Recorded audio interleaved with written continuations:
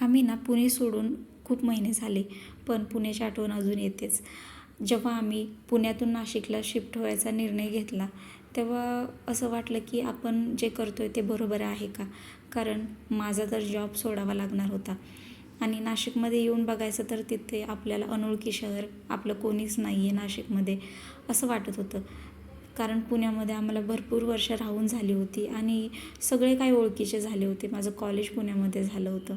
त्याच्यामुळे भरपूर अशा ओळखी, माझा जॉब, माझ्या मिस्टरांचा जॉब, सर्व काही पुण्यातच होतं आणि सगळं माहिती असल्यामुळं पुणं सोडू वाटत नव्हतं.